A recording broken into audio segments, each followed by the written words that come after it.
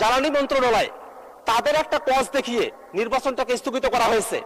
মাননীয় স্পিকার, আপনি জেনে থাকবেন যে দি বাংলাদেশ লিগ্যাল প্র্যাকটিশনার্স এবং বার কাউন্সিল অর্ডারের বিধান অনুযায়ী 3 বছর অন্তর অন্তর নির্বাচন হওয়ার কথা। যদি নির্বাচন করার মতো পরিবেশ না থাকে, অর্থাৎ প্যান্ডেমিক হয় বা অ্যাক্ট অফ গডের মতো কোনো ধরনের দুর্যোগ ঘটে, সেই সময়টাতে 1 বছরের জন্য একটা অ্যাডহক কমিটির বিধান করোনার সময়টাতে করা হয়েছিল। কিন্তু অন্তর্বর্তীকালীন সরকার গঠন করার পরে সেই জায়গাটাতে কোনো অ্যাক্ট অফ গড বা প্যান্ডেমিক না থাকা সত্ত্বেও নির্বাচন না দিয়ে তখন একটা অ্যাডহক কমিটি করা হয়।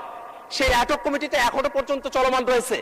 সেই অ্যাডহক কমিটি থেকে একটা গণতান্ত্রিক যাত্রায় উত্তরণের জন্য একটা নির্বাচনের সময়সীমা ঘোষণা করা হয়েছিল যে 19শে মেতে নির্বাচনটা অনুষ্ঠিত হবে। কিন্তু গতকাল মধ্যরাতে হঠাৎ করেই সেই নির্বাচনটা স্থগিত ঘোষণা করা হলো। প্রশ্ন হলো, আমরা যখন সংসদে জ্বালানি সংকটের কথা বলছি, মাননীয় সদস্য আপনার মূল বক্তব্যটা বুঝতে পেরেছি। এটা কার্য বিবরণীতে আনার জন্য ভালো হবে, রেকর্ড থাকবে। আপনি দয়া করে একটা নোটিশ প্রদান করুন, এই বিষয়টা অ্যাড্রেস করবে, তখন মাননীয় আইনমন্ত্রী বক্তব্য রাখতে পারবে। সেটা হলো, আমরা যখন সংসদে জ্বালানি সংকটের কথা বলি, সরকার তরফ থেকে জ্বালানি সংকট নিয়ে এই কথা বলা হয়।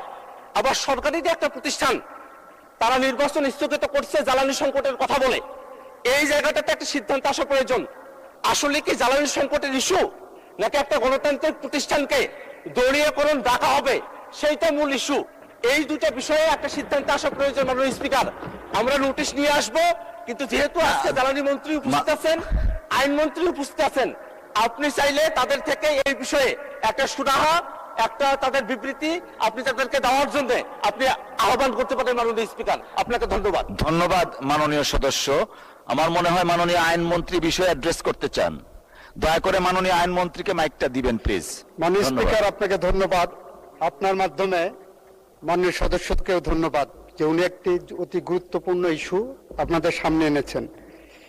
উনি দুইটি বিষয় বলেছেন, pandemic and act of god.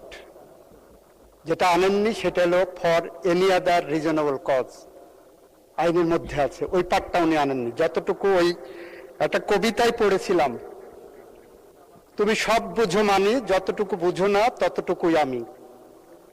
উনি সব বুঝেন, এটা যেমন মানি, কিন্তু যতটুকু উনার প্রয়োজন ততটুকু উনি আনেন, এর বাইরের টুকু আনেন না।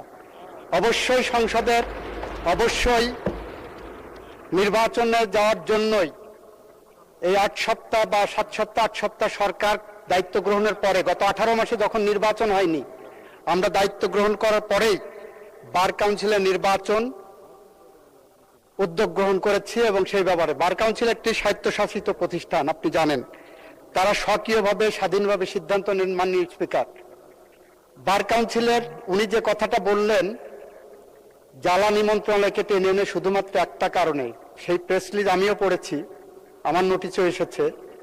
উনি যে জিনিসটা বলেননি সেটা হলো ঢাকা বার সহ বেশ কয়েকটি বার অ্যাসোসিয়েশন থেকে বার কাউন্সিলের কাছে অনুরোধ এসেছে যে তাদের ওখানে এখন নির্বাচন চলছে, তাদের নির্বাচন প্রক্রিয়া সমুন্নত রাখার জন্য, এইটাকে নির্ঝঞ্ঝাট রাখার জন্য, ওই বার অ্যাসোসিয়েশনগুলোর নির্বাচনকে নির্ঝঞ্ঝাট রাখার জন্য, নির্বাচনটা পিছানোর জন্য বলেছেন।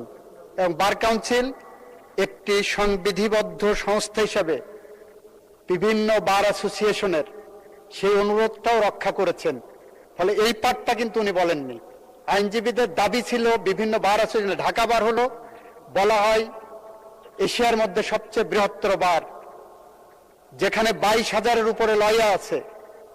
সেই বারের নির্বাচন সামনে, 29 তারিখে সেই বারের নির্বাচন, সেই নির্বাচন প্রক্রিয়াকে সামনে রেখে সেই অ্যাসোসিয়েশনের পক্ষ থেকে যে অনুরোধ এসেছে, বার কাউন্সিল আমি মনে করি তাদের নিজস্ব মেধা, প্রজ্ঞা, স্বকীয়তা এবং স্বাধীনতা অ্যাপ্লাই করেছেন।